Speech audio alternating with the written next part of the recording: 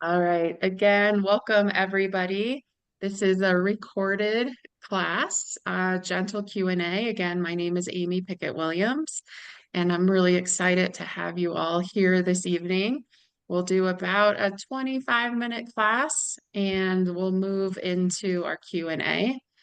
It's always important to me every time I teach a yoga class to remind everyone that this is grief and trauma informed. What that means is you need to listen to your body. If you, with chair yoga, you likely won't have any physical pain, but if you do, it's important for you to back off always with physical pain. If you're noticing any mental, emotional, or spiritual discomfort, you have a choice. You can choose to lean in and be curious about the sensations that come up. And you can also choose to say, not tonight, and then back off and do something that feels right to you.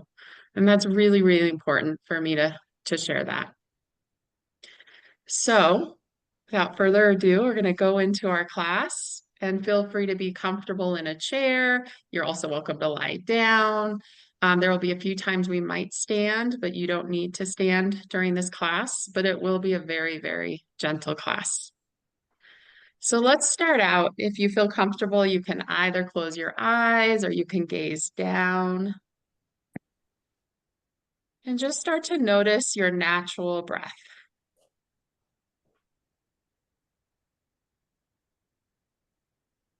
Is it shallow? Is it deep?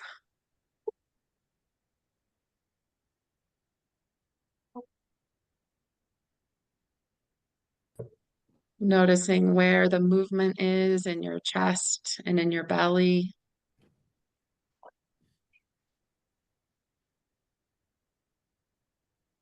And take a moment and just do a physical connection with your body. Noticing any physical sensations that are coming up for you this evening. Maybe starting at the top of your head. Noticing anything in your forehead, your eyes. You're welcome if you'd like to even bring your fingertips up to your forehead, gently massaging at your temples, whatever feels right to you as we move through our physical body. Maybe dropping your fingers to your jaw and maybe opening your mouth, dropping your tongue from your roof of your mouth. Knowing we hold a lot of tension in our jaw, and a simple dropping of a tongue from the roof of our mouth can help open up that space.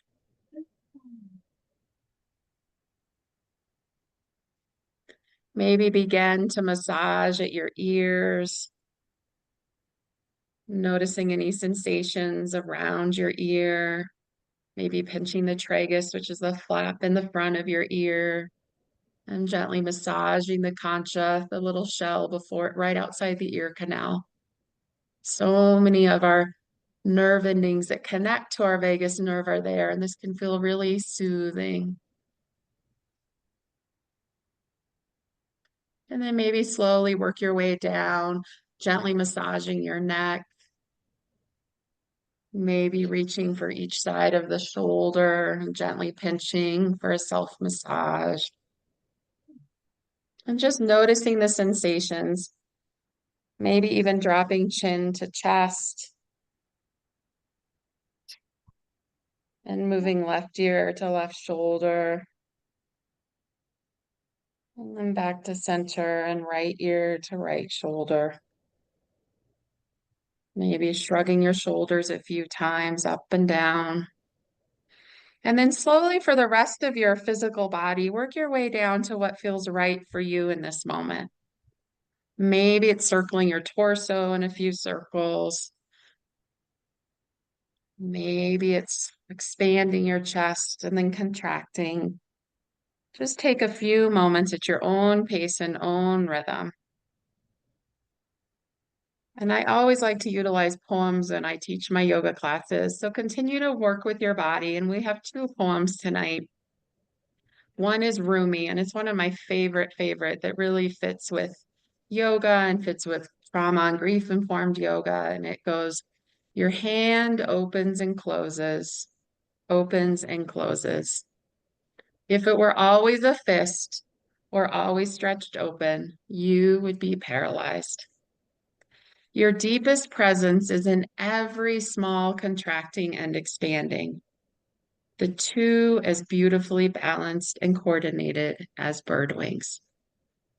And so tonight, as we continue to gently move through our practice, continuing to work briefly with noticing what's going on in your physical body, I invite you to recognize that that contraction and that expansion is so important when we work with our grief and when we grow with our grief. We expand and open up a vulnerability to say, here is my story, here is my truth. And then we contract when we say, I'm not quite ready to share. I need to withdraw in. This grief is hard. And the part that is so important for each and every one of us is to remember we can pendulate, we can expand, and we can contract back and forth. And that is part of the healing process, part of the growing with our grief. I slowly recommend you maybe check in now with your mental body. What thoughts did you come with tonight?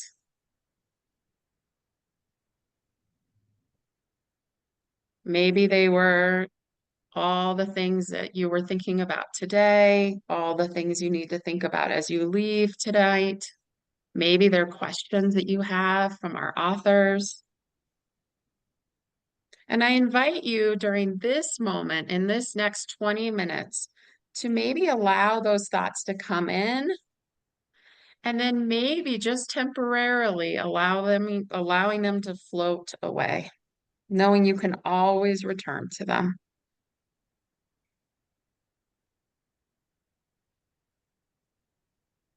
And now slowly doing a check-in with your emotional body. What feelings and emotions did you come with today? There's so many as we experience grief.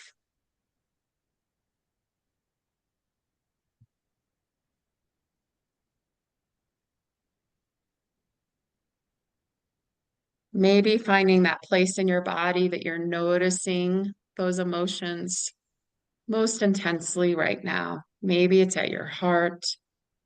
Maybe it's at your head. Maybe your belly. Maybe your neck or throat.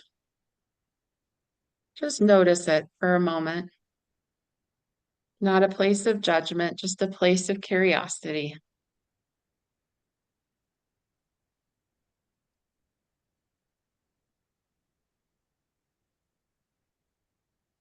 And lastly, I invite you to check in spiritually. Where are you spiritually tonight? That may be the divine within you. That may be a higher power. That may be a combination of both. Just a quick check-in. Where are you tonight? Are you in a place of needing more of that? Are you in a place of wanting less? Are you in a place of not fully understanding it? So much of the time I see that in grief. And again, a place of curiosity and not judgment.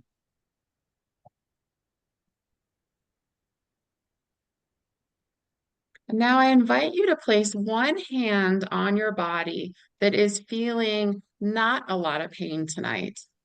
Maybe it's your knee, maybe it's your elbow, maybe somewhere else on your body. And I invite you to place your hand on that place that's not feeling discomfort. And when I say not feeling discomfort, it may be a non-physical discomfort, not mental, emotional, or spiritual discomfort. How do I what? Your How many choice. people, participants? Your 23. choice. 23. And if you can get a chance to, maybe if you're not muted, mute yourself. And then place the other hand on a place in your body, on your body, that is feeling pain, is feeling discomfort.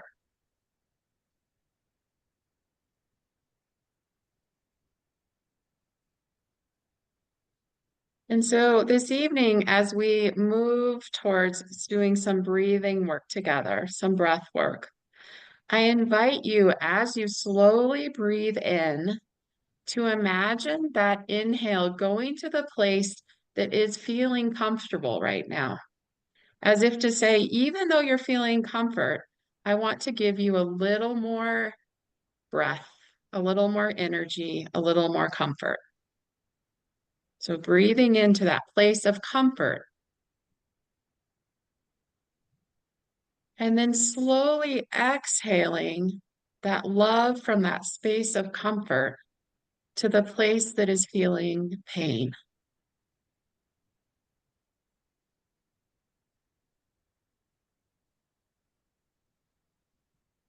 And then if you can imagine as you exhale into that place of pain, that energy almost as a circle goes back to the place that's feeling comfort as you breathe in. And then that healing exhale, that slow exhale, goes to that space and place that needs extra tender care.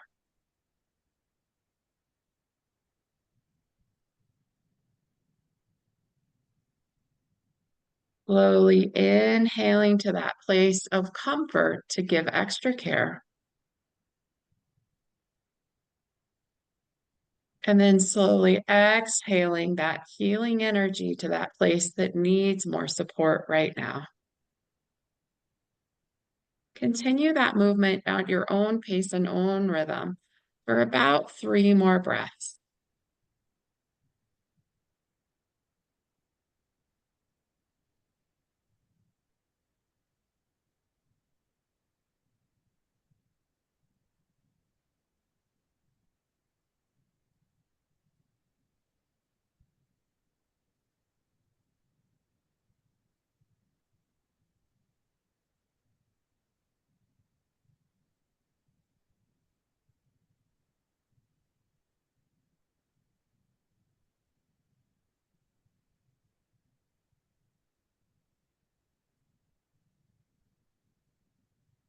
And then when you're ready, taking your time, doing one more check-in into what your body needs right now. Is it needing a tender self-hug, placing one hand at the chest, at the heart, and the other hand on the opposite, gently giving yourself a nice hug, maybe tapping back and forth. Maybe you're in that place of what we call dorsal, where you're not wanting to do a lot of movement tonight, and that's okay. Or are you in the place of noticing that you're a bit more rajasic, you're feeling a bit more amped up, and you're needing to just let something out and go? And so maybe you just brush some stuff off of you right now or tap it out. Each of us is probably in a different place tonight. Just notice what you're needing. Is it that gentle butterfly hug, or is it tapping it out, shaking it off?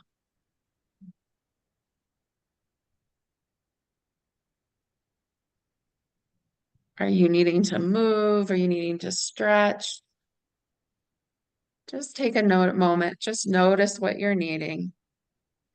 And then when you're ready, we'll meet with our hands up, reaching up to the sky, looking up, either with eyes open or closed, breathing in, and then slowly exhaling out, cactusing our arms. So you guys can see, cactusing out. And now breathing in this cactus area, this space of heart opener, breathing in, and then slowly exhaling, forearms together, palms together, head reaching down, contracting in. And then slowly inhaling, cactusing arms, pushing shoulder blades together, noticing the expansion and the vulnerability of this is my story. This is what I need people to know. And then contracting and exhaling in and saying, not yet, not yet. And then slowly expanding at your own pace and own rhythm. We'll do this for about 5 times, noticing the expansion and the contraction.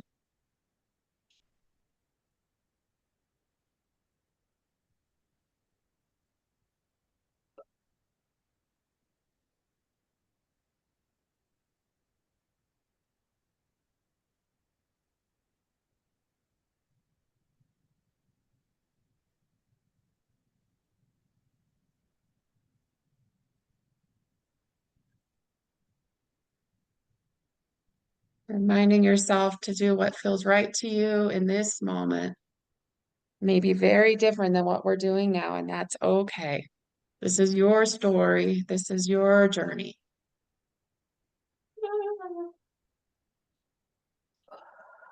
And after you've reached about 5, I invite you to place one hand at the heart, the other hand over the heart. And one more time, taking some moments to breathe in slowly through your nose.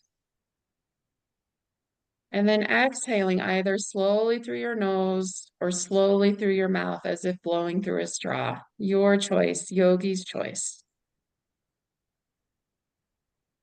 Maybe aiming for an inhale of 4 and an exhale for 6.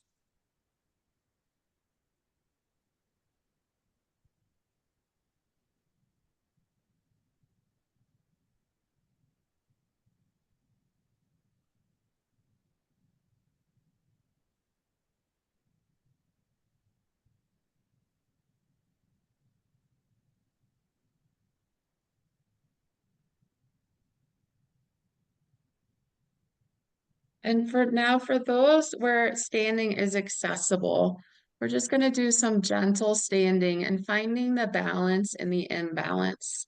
And what that means is we're going to stand on our tippy toes and noticing the imbalance, and then we'll slowly ground to our feet.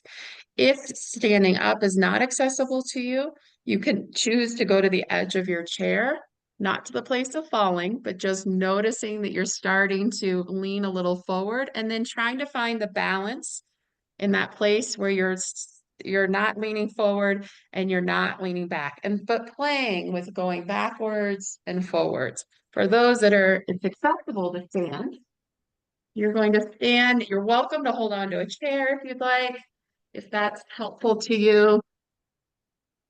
And we'll just slowly reach to standing on our toes to that place of imbalance. So much of the time when we experience grief, it's so hard to find that balance again. It feels like life is so disruptive. So on our toes, and then slowly working our way back to our feet, every part of our foot, strong mountain pose, noticing your toes and all parts of your foot and heels grounded on the earth. And then slowly lift your toes and lean back on your heels, noticing the imbalance, and then slowly working to find balance in strong mountain pose. And begin to play a little bit with leaning forward to that imbalance, knowing that if you fall, it's okay. We all fall and we all can rise again. And then going back and forth, toes to feet, full feet, heels to full feet, back and forth. You're also welcome to go side to side and maybe lifting your left foot briefly, finding the balance in the imbalance, and then slowly returning back to center and lifting your right foot. Back and forth. Knowing that it's okay to feel off balance and it's okay to reach out for support. Maybe it's finding feet firmly on the ground. Maybe it's reaching for a chair. And when experiencing grief, maybe it's reaching out to another being and saying, I need support right now.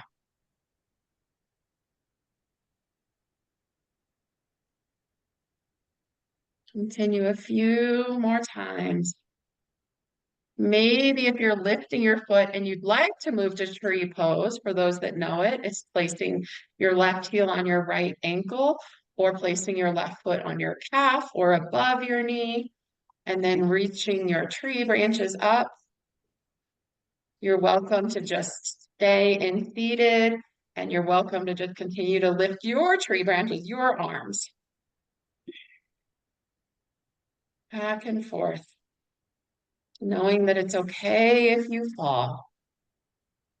We all will rise again. And if you've done it on one foot, you're welcome to switch to the other. Sometimes it can be helpful to focus on one spot. drifty. I like to think of it as no drifty. Maybe lifting your branches again. Again, finding the imbalance and finding the balance.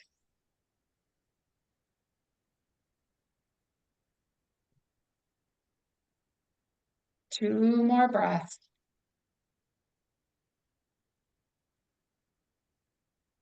And then slowly returning feet to center. One more time, doing a check-in with your body. What are you needing right now as we start to begin to close this yoga practice? Are you needing movement? You needing to dance? Or are you needing stillness? Give yourself about a minute to notice what your body needs. For me right now, I know I need a little movement. For one of you, another one of you, it might be just stillness.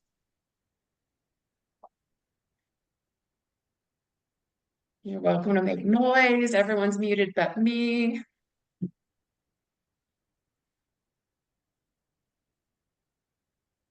What are you needing right now?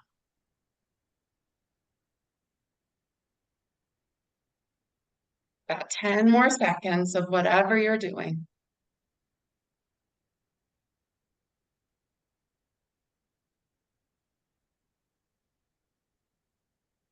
And then slowly, if you are standing, working your way back to your chair.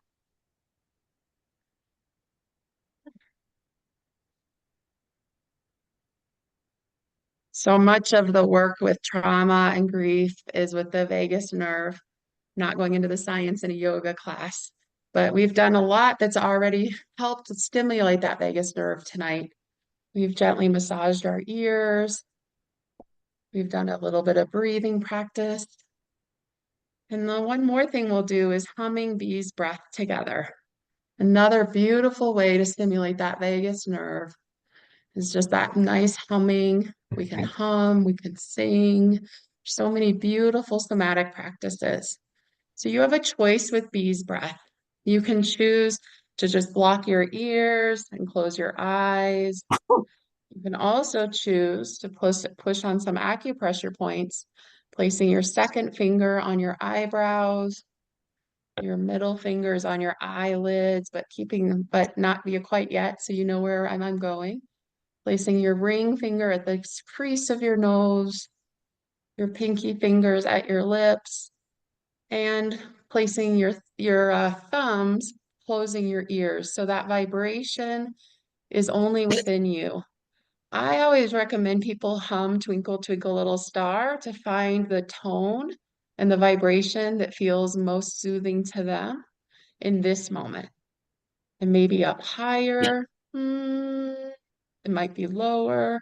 So we'll do this together, and I promise I will talk loud enough so all of you can hear me, but we'll hum together for a few breaths. So breathing in and hum.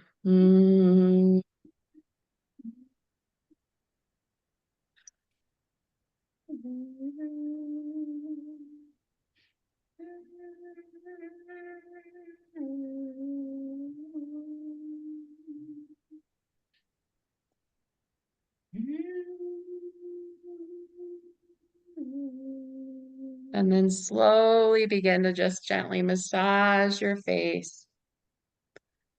And one more time, placing your hand on that spot in on your body that already feels comfort. And then finding the other spot on your body that needs some tender care. And you're welcome to do the breath practice that we did, that circular breathing of breathing into that place that already feels some wholeness, and then exhaling to that place that needs tender care. And continue that, and I will finish up with a poem.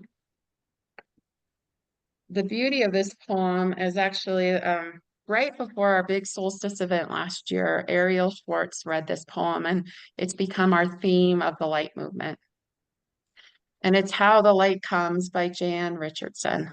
So you're welcome to continue to practice your breathing or just listen or gently have eyes closed. I cannot tell you how the light comes.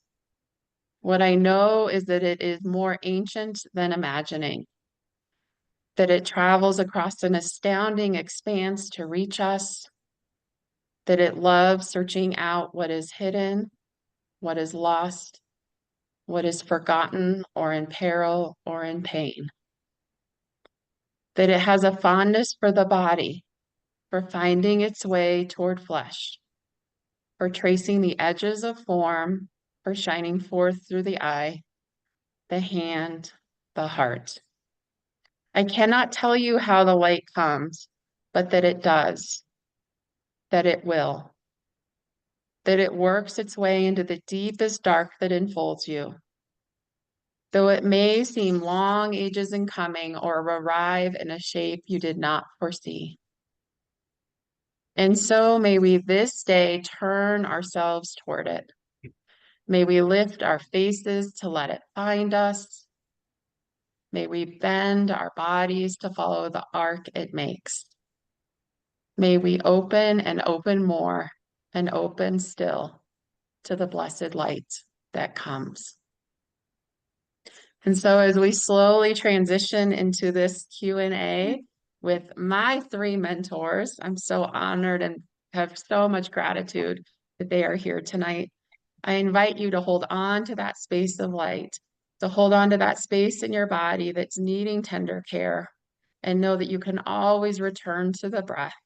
You can always return to the many breathing practices that are available to you, the humming bee's breath, the contractions and the expansions, finding the balance in the imbalance. All of these tools are always there for you. And I thank you all for being part of this yoga class, and we'll move into our beautiful Q&A. Thank you.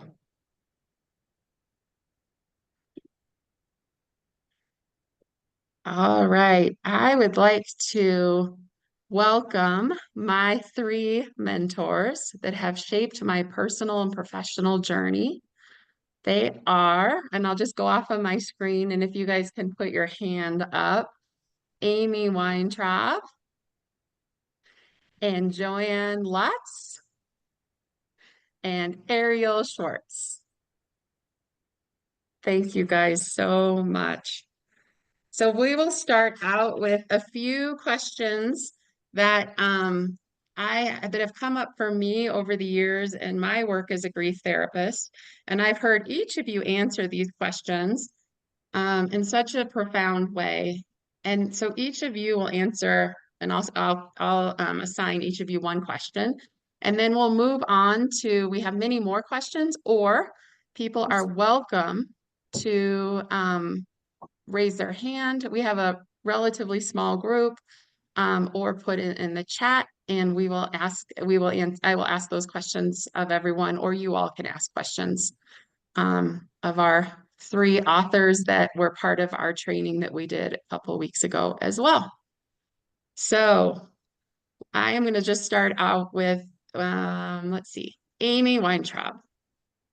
One thing that I learned in a training that I did with Life Force Yoga that has stuck with me throughout the years is, what do you mean when you say it's important to meet the mood that we're in as we work with it? Yeah. Well, if you're very agitated and you're breathing in your upper chest, if someone says to you in with the best of intention, just take a deep breath or watch your breath, it can actually stimulate more of that, what you mentioned earlier, that rajasic state, that overstimulation, because you're not meeting them where they are. So doing a practice rather than, say, getting someone to breathe to the bottom of the lungs as we do with yogic 3-part breath, but meeting that upper chest breathing first is a way of acknowledging what's true. And then I love the way you use the word pendulating and finding the balance in the imbalance in our practice. That was a lovely practice, Amy. Thank you. But it's about coming to that place where if we're agitated, we feel recognized in that and acknowledged. and seen, and on the other hand, if we're a couch potato, we can't change the channel when the remote dies, or we can't get out of bed in the morning. Yes, it would be wonderful to do 108 sun salutations or do something active, but we need a practice that meets us where we are. Maybe starting in bed, really simply. And one of the practices I think that you know, Amy, is the stair step breath, which is based on analoma and viloma krama. That meets both the more agitated state of mind and the depressed mind. It goes back and forth. It pendulates. I'm going to use your word again. There are other practices besides the ones we all learned in yoga class, like yogic dirga pranayama, yogic 3-part breath, that actually meets the mood. So I hope does that make sense? Did I explain it? That was so Okay. beautiful. Could you walk us through stair step breath for anyone that doesn't know it? Oh, sure. Well, it's like you're taking little steps, and notice I'm not using the language of breathing, because for some people, especially if you're working with a client who didn't come, who's there for grief counseling, grief work, they didn't come to breathe. So they may have an anathema, they may have had an experience where when you talk about, let's take a breath, it just kind of puts up a red flag for them. So we're going to use visual imagery, taking little steps as though you're climbing a mountain through the nostrils.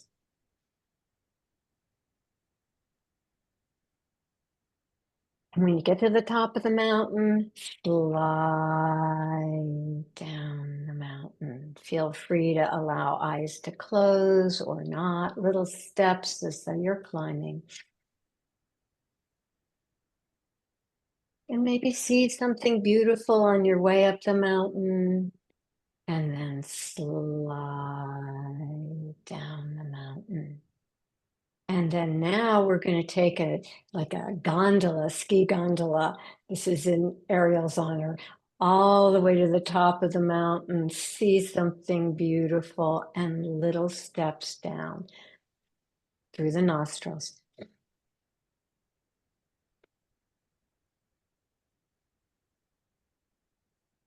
And one more time like that, a nice ski gondola to the top of the mountain, seeing something beautiful, and then little steps down.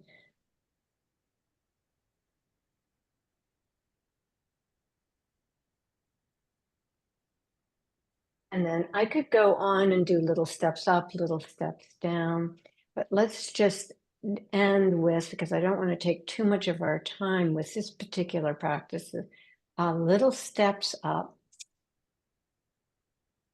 So this is meeting that upper chest breath, and then slide down the mountain, which, as we know, as we extend the exhalation, is stimulating parasympathetic activity, that calm, rest, and digest.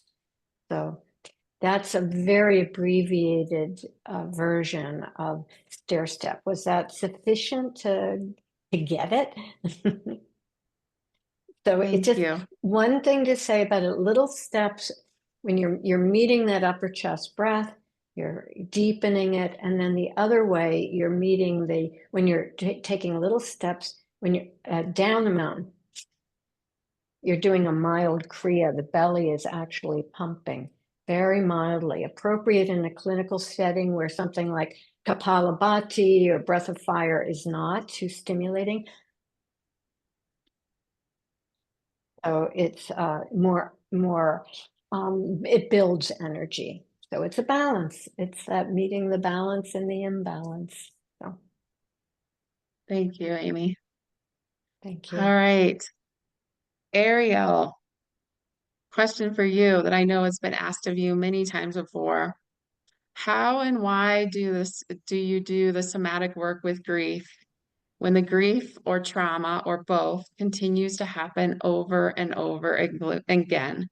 including when safety continues to be threatened. Why does this work and how do you do it? Yeah.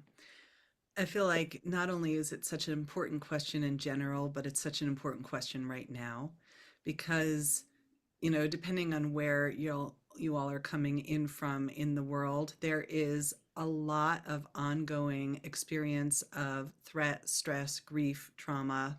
And, even Amy, I'm thinking of you. You were just dealing with post-hurricane cleanup and kind of speaking with friends of mine in the Asheville area, really hearing the ongoing nature of still not having clean, drinkable water, for example, or working with folks that are in the Middle East and experiencing the ongoing impact of war, people that have been displaced from their homes for extended periods of time. So, we could give so many examples of where this question is so relevant right now. And I think the importance of having a place to come to, even if it's a kind of pseudo land of safety, like a little pocket of something that is in your domain, in your control, where you can roll out your mat and for even just 15 minutes, step out of the chaos, step away from what you might indeed have to return back into and continue to face. But to know that you have something that's in your control in a world that feels really out of your control right now. And maybe that's, how am I breathing right now? Do I want my eyes open or closed? Is there one thing that I can look at? In yoga, we call it a drishti, right? But like, is there one thing that I can focus my attention toward that is easeful or calming right now, is soothing right now? Or even perhaps in the acute phase of a lot of loss, maybe I roll out my mat really just to attend to my grief very purposefully, but it gives it a container because both in the sense of maybe it's a time limited container, but that rectangle that we often practice on actually serves as a little bit of, this can hold whatever I bring to it. And certainly there's plenty of yoga practices that we might experience in the world where it's not about bringing your whole self. But what I love about all of us on this panel and Amy and probably everyone here that's been drawn to come to this is that we choose to step onto our mat to feel, to meet ourselves where we are, to be with the waves of emotion as they come through us. And that it's, even if it's just a little bit of kind of siphoning out a little bit of that fullness of the bucket, or getting a little bit of the pressure out of the pressure cooker that we feel like we're in, that little bit of the relief valve is going to make a difference. And then you can step off your mat and go deal with whatever's in front of you. And maybe you're cleaning up mud, or maybe you're, tending to others who are in distress, or yourself. But I think part of that practice on the mat also lets you know that when you roll your mat back up, you might say, I need to take a break from the active grieving process, even if it's just for the next few hours. Like, I need to be able to focus and feed my kids or feed myself or get some work done or whatever it might be. So you can choose how you're using your practice, whether it's orienting more towards the soothing, orienting more towards the grief and loss, and knowing that you get to, in a sense, be in charge of that time when there's so much that you don't have in that capacity. Thank you, Arielle. And do you have a favorite practice you'd like to share with us? Oh boy.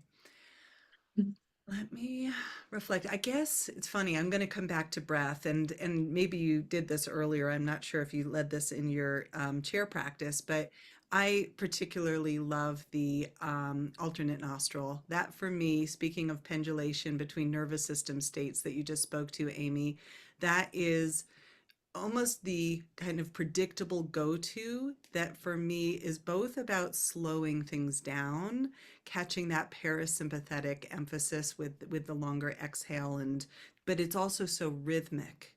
And and it gives a little bit of an active focus, just like the stair step. Like what's so beautiful about alternating and remembering which nostril you're breathing in and out and so forth, and turning the hand, is that if the mind is running into that worst case scenario thinking, it kind of anchors me back. So I saw a few nods when I named this one as a favorite too. Can you show, in case there's anyone that doesn't know it, can you show that one? I would love to. I would love to. And of course, there's variants. I'm going to show my favorite easy variant in terms of the hand mudra, because I think that whatever feels easy is great for us, and it doesn't have to be too fancy. So for me, I typically just fold in one finger and I alternate between my thumb and my middle finger. You can fold in two fingers if that's equally comfortable for you. It doesn't really matter in my opinion. So we're going to take the right hand, going to fold in one or two fingers, and take the thumb to close off your right nostril as you begin inhaling through the left.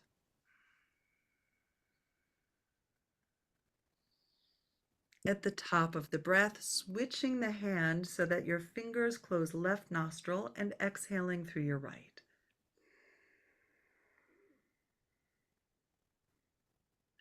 Inhaling right.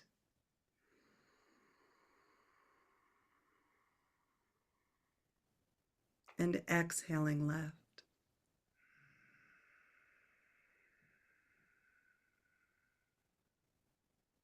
Inhaling left.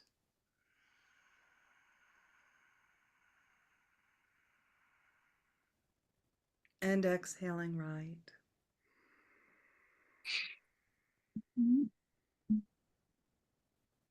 And inhaling right.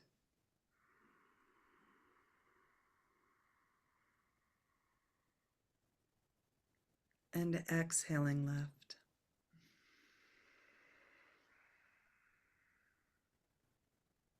And I'll invite you to do one more round on your own, and I'll just offer that you get to vary the timing and the pace.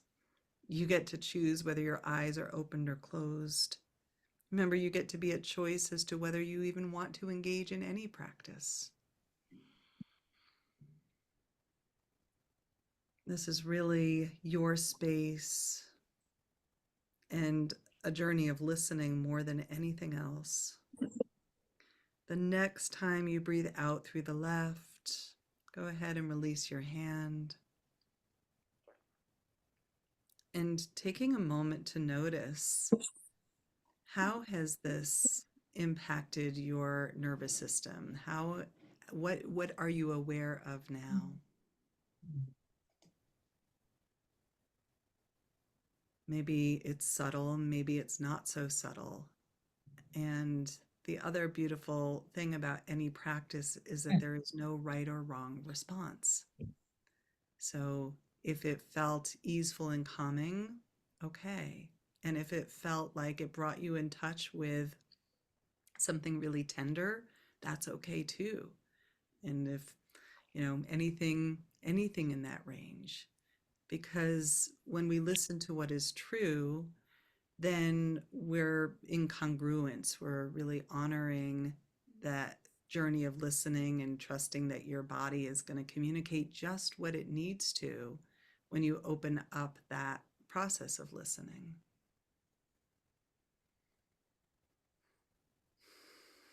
Thank you, Arielle. Yeah, thank you. Joann.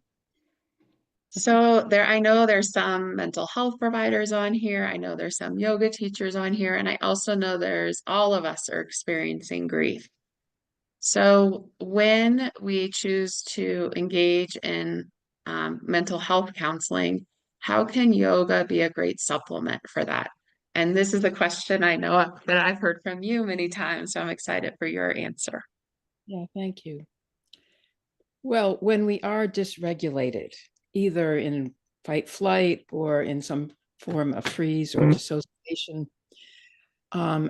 it's very hard to connect deeply with oneself with the environment and with other people. So those are some of the things that are lost to different degrees when we're in that state. So now it's difficult to really gain the most from therapy when a person is disabled in a way. So I think that it's beneficial for all types of therapy to be more effective if a person can learn to use techniques to regulate their nervous system. And of course, I've chosen yoga for most of my adult life as the way to do it. So it's amazing how much one breath can do, because in the course of one breath, you can actually give your nervous system a full expression from the top of the inhale, where the sympathetic nervous system is at its most powerful, to the bottom of the exhale, when the parasympathetic system has the most influence. So, and each gradation of the inhale and exhale touches a different part of the nervous system, a different degree. So, so that is one benefit of doing some form of yoga, because I'm referencing breathing, but even yoga postures cause the mind to focus and concentrate on one point. And that is the beginning of healing of the autonomic nervous system. I think when the mind gets into the present moment, no matter how it's done, then all of a sudden the dysregulation starts to diminish, and the connection between oneself and the environment and others gets stronger. So there are some therapies that are already using yoga and mindfulness meditation to augment the effect of them. But some therapies don't, but the client can still benefit tremendously by using those techniques on their own, and having a regulated system where they can learn and thrive and change. Thank you, Joann. And do you have a favorite somatic practice you'd like to share? Yeah, well, I was thinking of this very basic yogic 3-part deep breath as an experience of the entire nervous system. So I think you're probably going to ask me to lead that. Yes. Okay. So you can all join in if you'd like. So you can start by exhaling slowly, noticing any movement in the body. And then after you've reached the bottom of the exhale, you can start to slowly inhale, feeling the rib cage slowly expand, chest slowly expand, and then the upper chest, until you reach your maximum inhale. And then you can start to very slowly exhale through the chest, the rib cage, and the abdomen,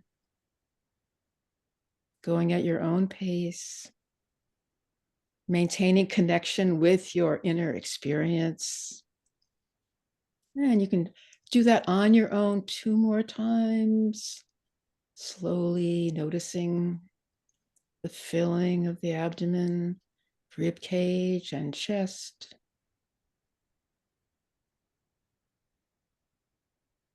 And then exhaling in the opposite order, chest, ribs, and abdomen. And one more breath on your own.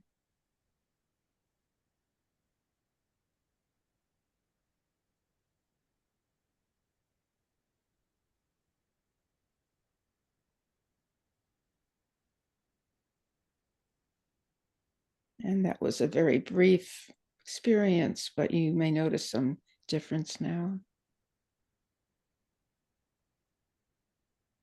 Thank you, Joann.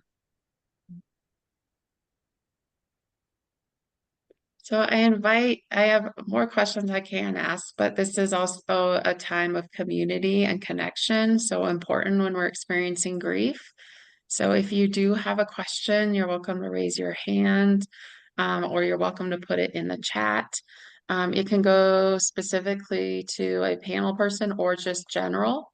And then I invite the panel to answer some of the questions I think would be good to hear from all three.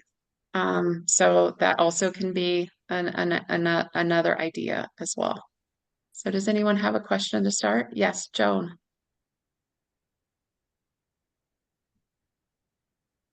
Yeah, it occurred to me, well, when I look at grief, I look at trauma as a separate component of grief, from the bereavement piece of grief. And so it occurred to me when we talk about all the breath work that we're trying to self-regulate and create balance in the nervous system, but which is fantastic in terms of addressing the trauma component. But I'm wondering how you might use yoga to address the depression and sadness that people feel that's directly related to the loss of a loved one, as opposed to the trauma of losing somebody. So I work with people with suicide loss, and I think those are very separate things. And so the breath work, I think, is so valuable. And I'm also trained as a yoga teacher and have incorporated a lot of mindfulness work. But I'm wondering what you would do in terms of movement that could help energize people and make them want to reconnect with the world. Great question. Any of our panelists can respond. Feel free. Happy to start us off. Amy, were you going to speak? You're muted, so you're welcome to pop in too. But I'll just speak that there's a few things for me around making that safe space, or inviting that safe space, perhaps on the yoga mat for emotions to be present, versus the emphasis on the regulation of the emotions. And I think regulation is a funny word because actually, what I think we really mean when we're inviting regulation is for us to feel welcomed, just as we are. Like when a parent is offering that regulating presence for a child, they're actually loving them and completely accepting them as they are. And when we feel so welcome in our grief, in our messiness, in the, in the big waves of that, I think that it's just so profound to know that we don't have to manage it for anybody else's sake. Like, I now have to be okay for you to be okay to be with me, kind of message that can come in there. And so, I think what we're really creating is with the term regulation is the that there's enough safety to trust the process, that now that we have actually a ground of I can actually be present with my big emotions and not be swallowed by them, which is a kind of delicate balance in there. And then it's about allowing really, really honoring movement as well. So that, for example, rather than go into this shape in order to have this outcome, what if we actually allow for more what's often referred to as pandicular movement in the somatic arena? But it's basically kind of like free form, listening to sensation. How does your body want to move? Allowing your sensations to be your greatest teacher, right? Let your body move like your favorite animal waking up from a nap kind of place where it's very organic. And that the other part, especially with really big bereavement, is allowing the voice to know that it's welcome in the space. And I think what's delicate sometimes in group class spaces is that we feel like, oh, I can't make a sound. I'm going to bother somebody else with my with my big wail. It's one of the things that I've actually really loved about teaching via Zoom in the last for years is that people are practicing in their own home spaces, and it takes a little bit of that self-consciousness out of the equation. And so sometimes what I'm doing is modeling or inviting, like using something like a lion's breath, even to just get sound out, right? Especially when the anger is part of that wave, right? Or just a sigh with an audible sigh, or a right? And that to know that a little bit of rocking movement around that releasing of the voice. And I think just the last thing I'll say, and I'll turn it over to my beautiful colleagues, is that I love rocking movements in general. I think that they're a way of kind of loosening up the way that we hold or grip to not feel, or because we're afraid of the big feelings. So, thank you. I love that. Yeah. Amy, you are muted. Let's make sure we Yes. can hear you. I want to respond too. Okay. Yes. Joann, do you want to go first? Sure. Well, echoing both of you, I would encourage the client to make some movement if they want to show you like the pace and the effort and the body part that they are interested in moving, and then support them in that, even if it's just opening and closing their hand. So, that is a very nurturing and I think loving way of meeting them where they're at, to echo what Amy said. But I think that yoga is a way of life as much as it is a specific practice. So I would, do whatever I could to encourage the person to be checking in with themselves all day long and trying to ascertain what they might need at that moment. And if they're not sure what to do, then to write that down and bring it into the session to you. Like, my shoulders got tense and I couldn't breathe. I didn't know what to do, and start again from their own struggle. So that's what comes to mind for me. That's beautiful, Joann, and I am 1,000% with what Joann and Arielle have said. Because it's not about fixing, it's not about self-regulating all the time. Yes, we need to be regulated to function in the world.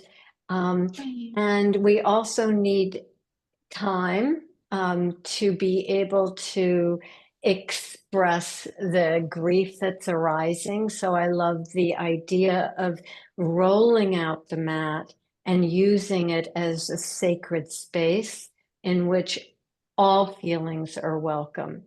The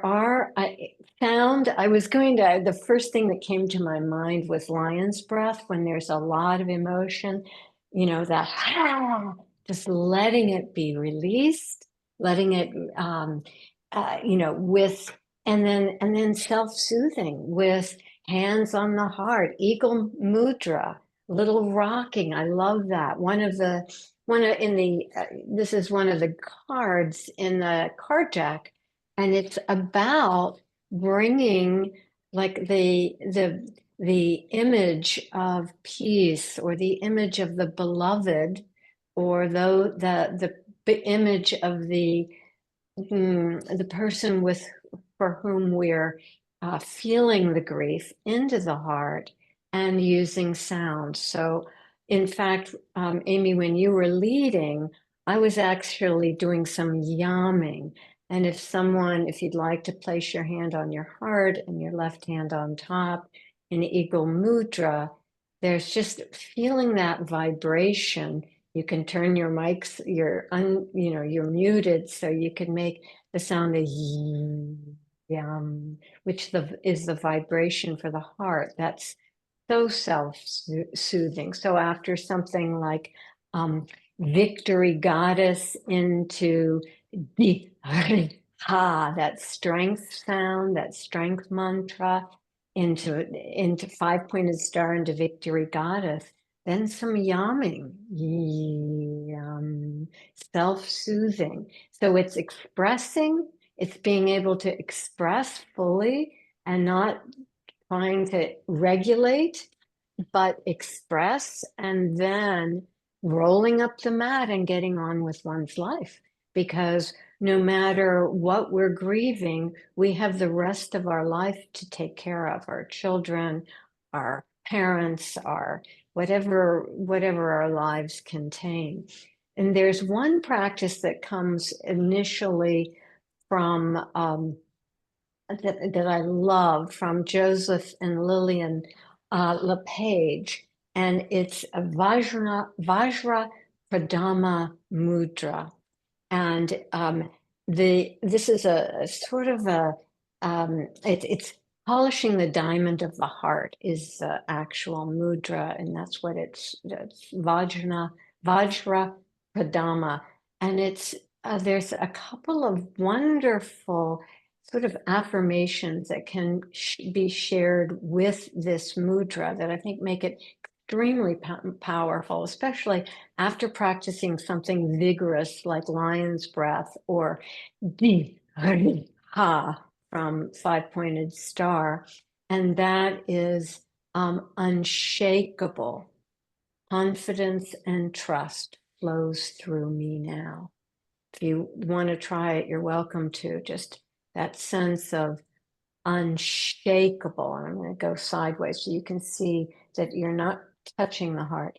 Unshakable confidence and trust flows through me now.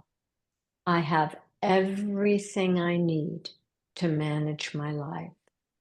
I have everything I need to manage my life. So my strategy is to be active, release, and then to calm down.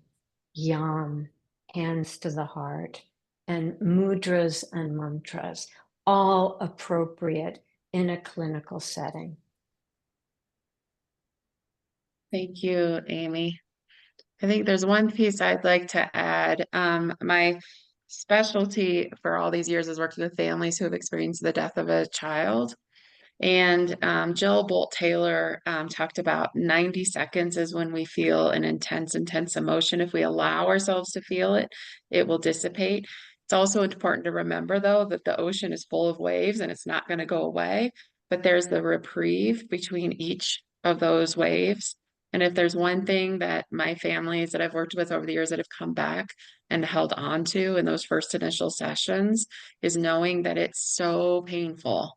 It's so painful for about 90 seconds. And if we can feel it and we can use tools in those feelings, it will subside briefly before the next tsunami wave comes. And so it's during the waves we use these tools, and it's in the reprieve, as Viktor Frankl talks about, between the stimulus and the response. And so it's so important to use these tools when we're feeling and also when we have that reprieve. Yeah. Beautiful. That's a pattern of pendulation that's taught in somatic experiencing also. Mm-hmm. Wave. It's awesome. It's the way our autonomic nervous system functions also, actually. Yeah. Other questions? This is your all's opportunity. Feel free to put it in the chat, and I have more questions I can ask too. So.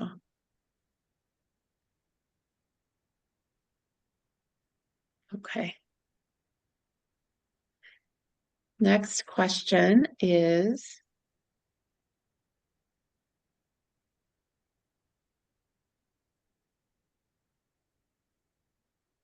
this is a little bit of a personal question for each of you, but what yoga tools have helped you through your experiences? You obviously have utilized, shown us your breath work.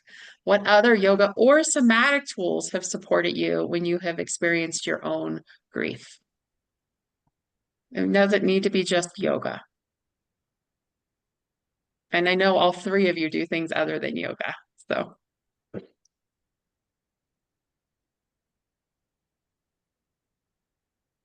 Joann, you're unmuted. How about you go first?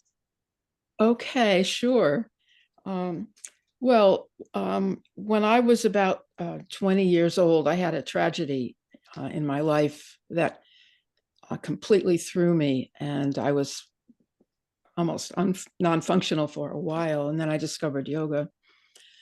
So what I used to do is devote all of Saturday morning, like 3 hours, to a simple yoga sequence that I learned, at the Integral Yoga Institute.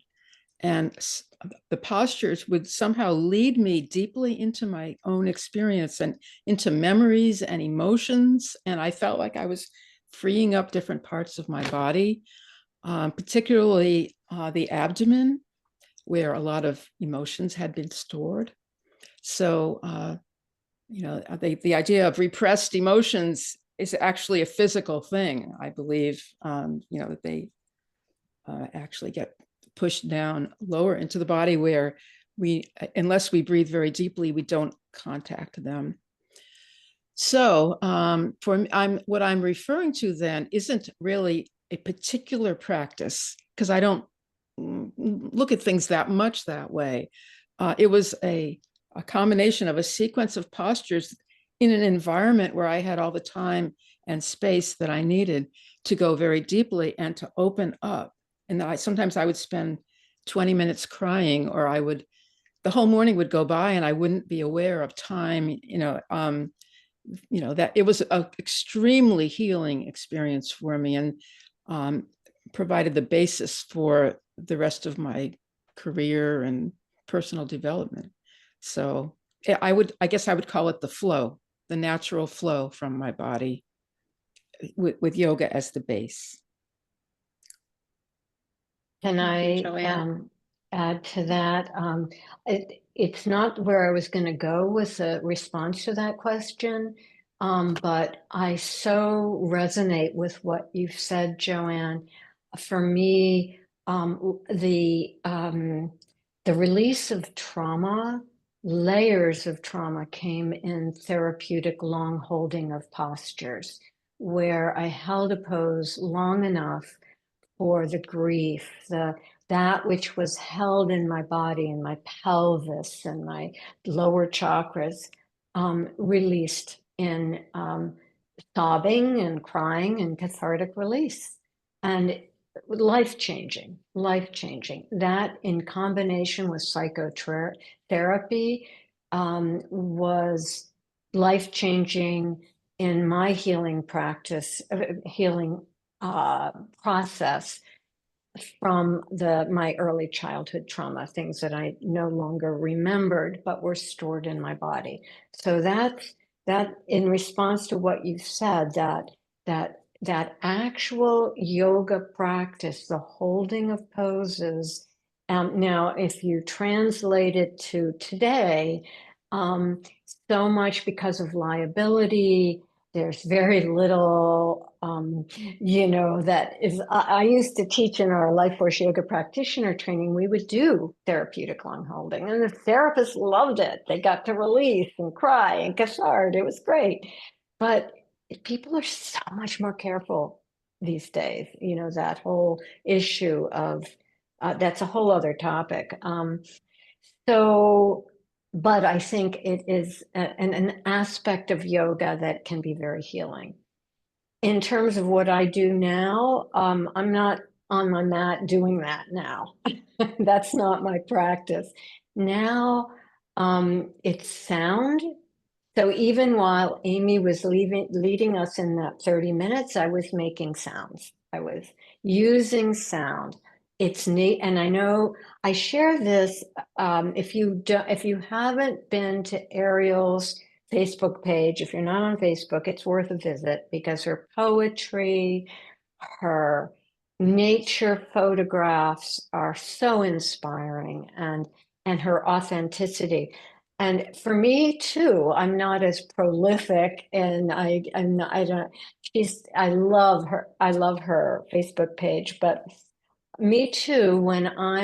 What sources me is sunrise, and being out in sunrise, and finding goldfinch at sunrise, seeing sunrise over the ocean if I'm on the East Coast, or in the desert, coming over the mountains here in Tucson.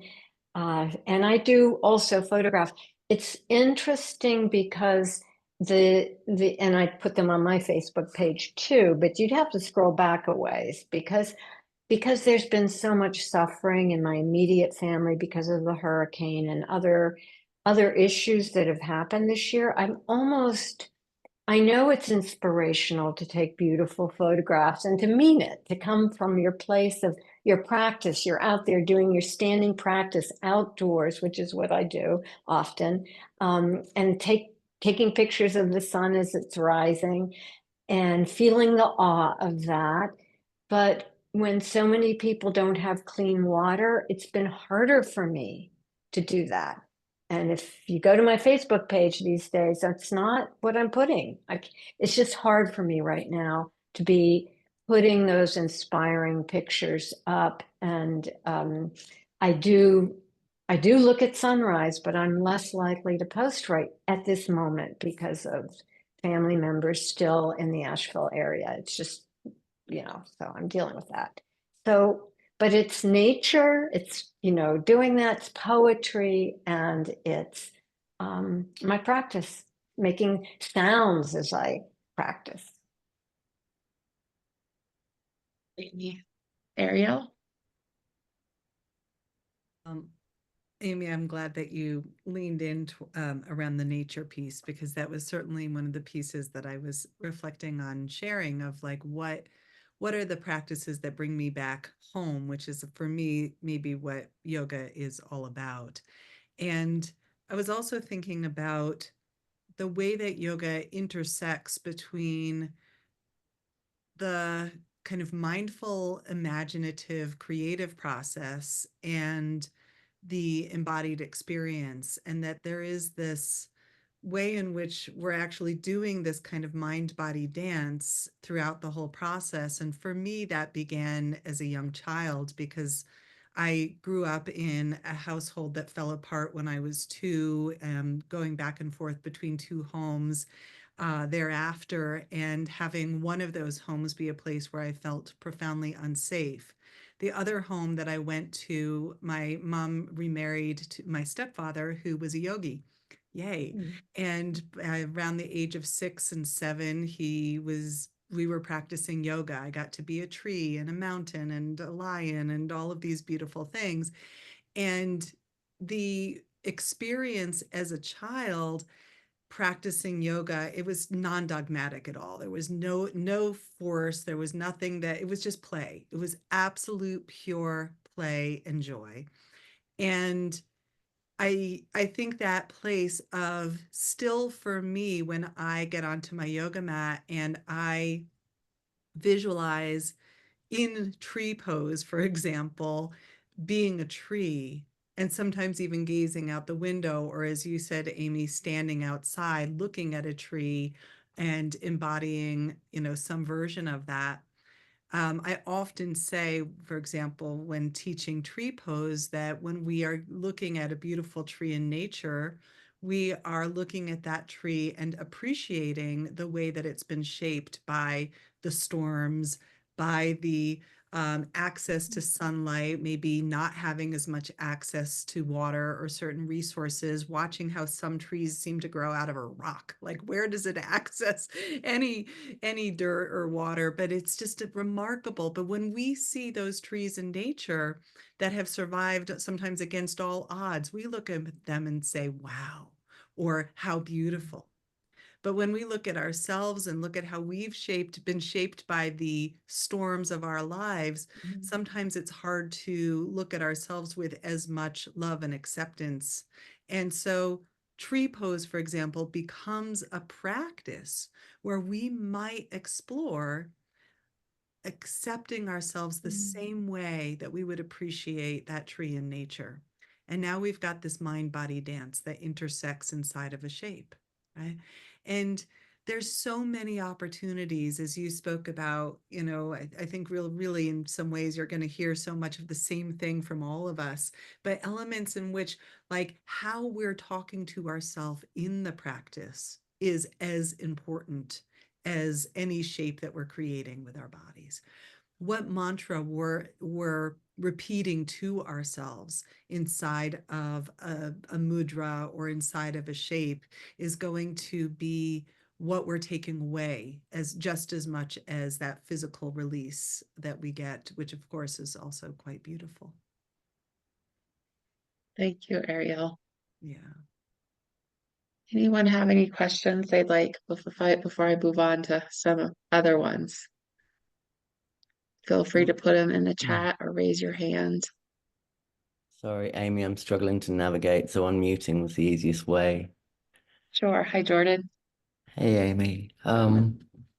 I I don't know how fully formed my question is, but I think just kind of listening to all of you, you know, in my own experience, sorry, let me put my camera on as well. I apologize.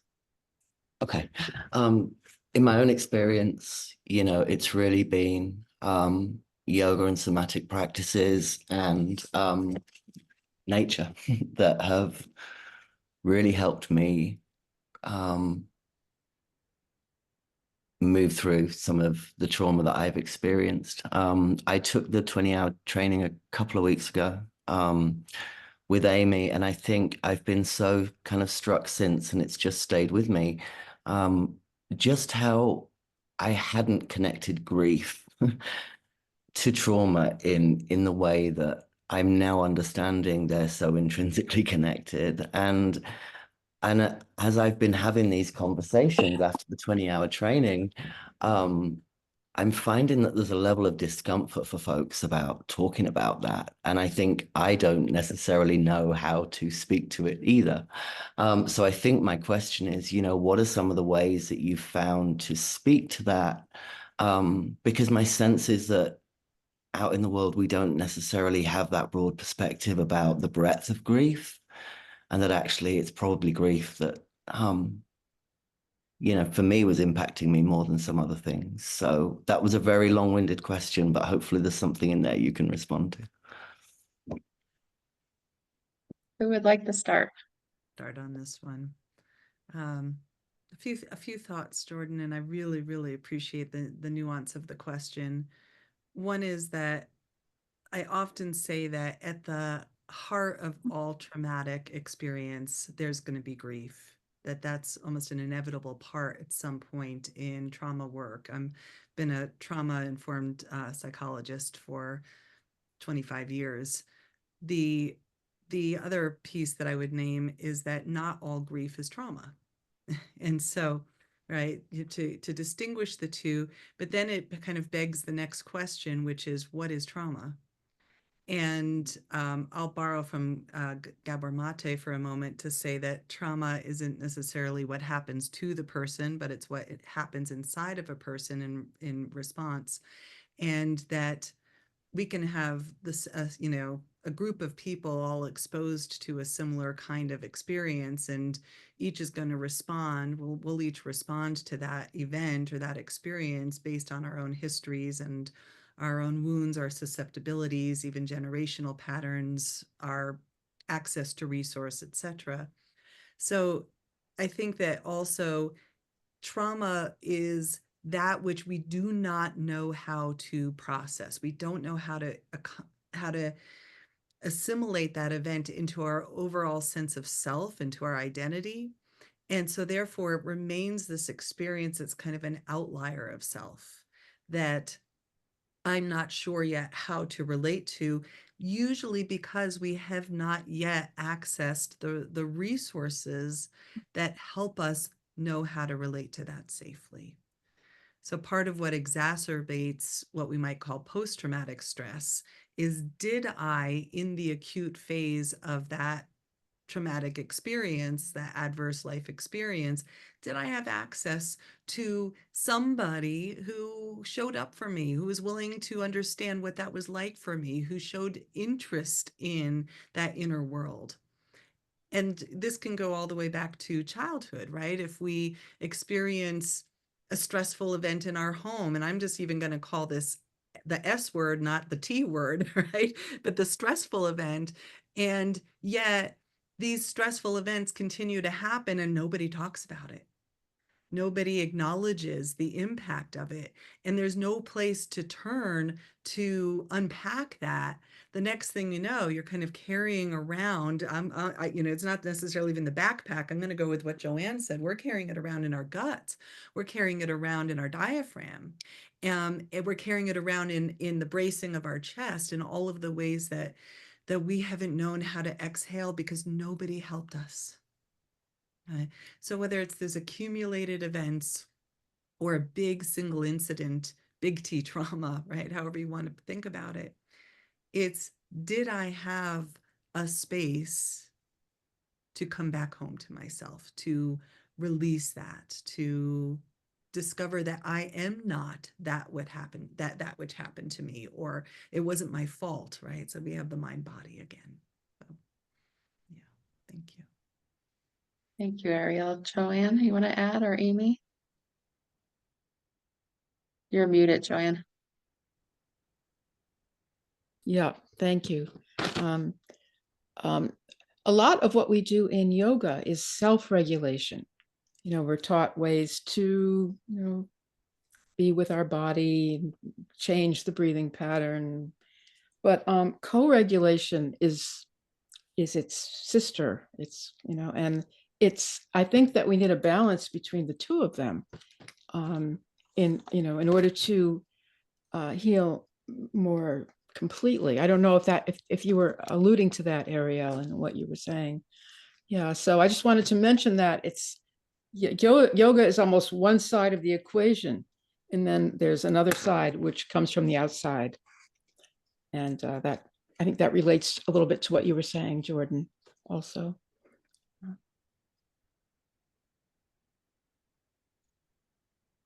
Yeah. I don't really have anything to add except to find those like-hearted beings. And sometimes that can be through a yoga community. Sometimes it can be through a 12-step community. Sometimes, it can be through a therapist or group work. But finding the tribe where you can be authentic, and we're talking about later, Jordan. I'm not addressing to the moment of, which I think Joann and Arielle so beautifully addressed, that time, that need for someone to be there, to be sort of have your back, even. But that, for most of us who were traumatized at an early age, that person wasn't there. And so it's finding our tribes, finding and being able to, as adults, whether it's through a yoga community, a dance community, a hiking, through a pride group, whatever the community is, finding your tribe where you can be honest and you can be heard. Amy, I'm so glad you brought that piece in. I think that's what I perhaps have loved the most about teaching therapeutic yoga for trauma, is that there is this incredibly beautiful thing. And Amy Pickett Williams has come to my class many times, and I know we all have variations of this, but there's this incredible, beautiful thing that happens before and after the practice, where there is sharing and kind of a little weaving together of community and where people are showing up from and what's happening in their world and so forth. And then we have a practice, and then we have the post-practice connection time, and the most intimate moments happen right there, where we've now had a moment to internally drop in and feel, and now we come back out and we can express. And then, it's on Zoom, and of course I've taught these in person for many, many years prior to this, but like on Zoom, it's so fun because everyone's giving each other little emojis, and like you get the hearts coming through, and it's like you get all this love. And I think that, yeah, like, how did you do that? But it's just beautiful to feel that community piece. And I always say it's 50% of the benefit right there. That was the most delightful moment of this presentation for me, when the hearts came out of your heart. It's the fun new features. The only benefit that came from the fact that my computer died on Sunday, I got a new one and it came with that feature. Yay. Uh, so, yeah. I appreciate those. Any other questions? I have a few things to close with if anyone, but I I feel actually free have if anyone else. I Yes, have one go ahead. more response to Jordan, just because I feel like there was a part of your question that I wanted to lean into one more moment, which was you asked, how do I communicate to others that there might be trauma or grief that's showing up in some way? And I think if we're sensing that using that language might be off-putting for them, don't worry about it. I'm going to borrow what Amy said earlier, which is all of your feelings are welcome here. The more that we communicate those simple messages, you are welcome here as you are. There's, like, you don't have to perfect anything. There's nothing to achieve in this space.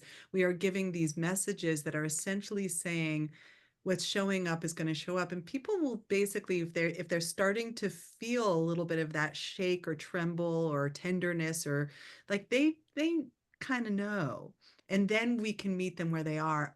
Yeah, let's talk about that. Okay, so there's trauma or grief, and we just make space for that too. Thank you. I really appreciate you going back to that. Thanks, Yeah, Sarah. of course. All right, thanks. Well, as our time comes to an end, I put in the chat all of our panels, people's websites. Please go to each of them. They're always offering beautiful programs. Um, Joann Lutz's is at the top, and then Dr. Arielle Schwartz and Amy Weintraub. Obviously, this was put on by the Light Movement, and I founded the Light Movement. Please take a look at our website. We have many classes that we continue to add that are virtual and also in person in the Denver area. Our goal is to have Light Movement become global. So if you have any interest in volunteering wherever you are and offering a class or a workshop, we would love that. We're building our virtual platform. We had a yoga teacher in Texas post something for our website for suicide awareness. Arielle posted something recently for ours. And so if any of you are yoga teachers and feel called to offer a class for our virtual platform, we are all the faces of light, and we really believe that. We also believe in posting as many resources as possible because there's not as enough of support out there. And so please do check out Arielle's and Joann's and Amy's websites. They have beautiful offerings.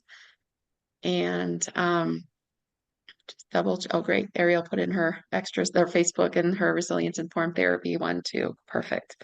So I really do appreciate all of you coming here. We all are on a grief journey together, and we need to hold each other. Light stands for love and grief held together. There's always love with grief, and we have to hold that, and we also have to hold each other. And just to put a plug in as well for Light, we have a grief retreat coming up in November out in the Black Forest outside Colorado Springs. And we have what started us off a year ago, our solstice event. And we hope last year we had about 200 in attendance and over 500 view it virtually. And our goal is to hopefully exponentially grow it, to know that everyone at one space in this world at one time is holding space for each other. So please, I will be posting more on that. Please, please, please share that. That will be December 21st. But that is our goal, is to do that. And last year we planned it in September, and September was significant. I'll explain why in just a second. The reason why it was so significant was we asked a whole bunch of faith representatives to come together. It was not a religious service. It was a somatic workshop. And then we had religious representatives come together. The significance of September, it was right before the horror of Gaza and Israel. And the beauty of this event is we had rabbis and Muslim representatives and Native American and Christian and Buddhists, and as many as we could, to come together to say, no matter what our belief is, we have to support each other, which has been the theme of a lot of what we talked about even today, that co-regulation, knowing you are not alone. And our goals of Light are to remind people they're not alone, to teach somatic-based tools to support integration and finding purpose, to connect with other resources like Joann, like Arielle, like Amy, and like so many more that can support people. And our fourth is to stand in solidarity for all people and all types of loss. So is there anything you all would like to add to the panels at the end before we go? Just No. say thank you to you, Amy. Really, you're doing beautiful work in the world, and glad to be part of it. Thank you. Yeah, I'll second that. Thank you. I loved your yoga class too. Thank you. Thank you. Will you all continue to spread? Sorry, go ahead, Amy. I was just going to say from Laughter Yoga, very good, very good. Yay. Yay to all of us for just being here, for showing up. And it's been wonderful to see all of your faces. So thank you. And thank you, Amy, for the work Thank you you guys do. so much. Maybe I'll convince our panel to come together next year around this time of grief again for another time for a Q&A. So I'm saying it out loud now, guys. So just know in about a year, I'll ask again. This is the time where we start to experience so much grief. So I do appreciate your all's time and so much gratitude for each and every one of you. Thank you. Thank you. Bye-bye.